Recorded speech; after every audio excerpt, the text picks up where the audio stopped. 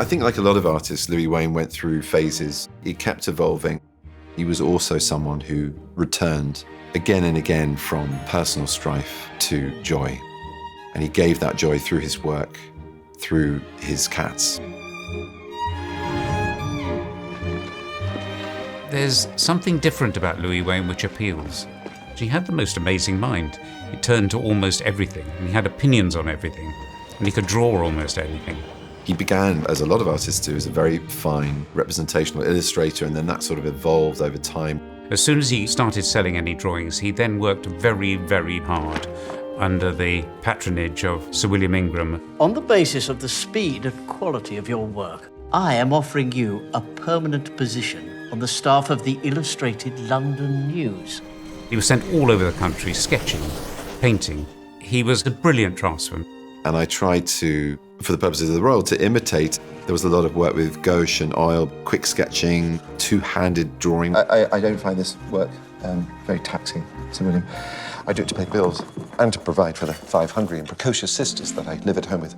He had 5 sisters, and he had to be the breadwinner because his father died quite young. And that was a lot of pressure, which I think continued to exert itself throughout his adult life, exacerbated by the moment he fell in love with their governess. It's just completely scandalous that a gentleman would run off and marry the governess. But, you know, they were soulmates. It does seem that in the times when he was in a domestic environment, he amused her, and he also got a lot of material from sketching the cat Peter. Good boy. Over here, there's a cat that looks just like Peter, same markings, because this would have been done 2 years into the 3-year marriage with Emily Richardson. Oh, Louis.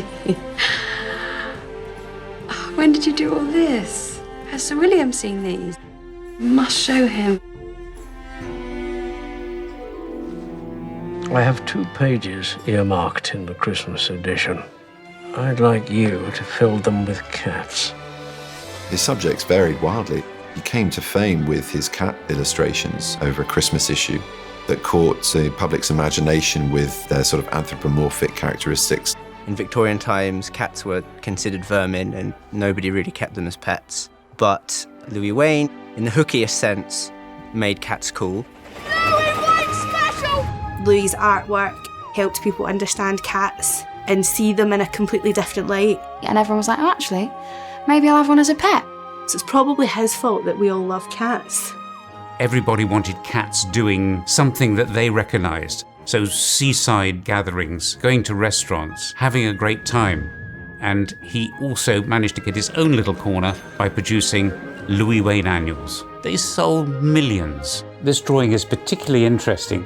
It's agitated, expressing human emotion, and it is drawn rapidly and drawn skillfully at the height of his popularity.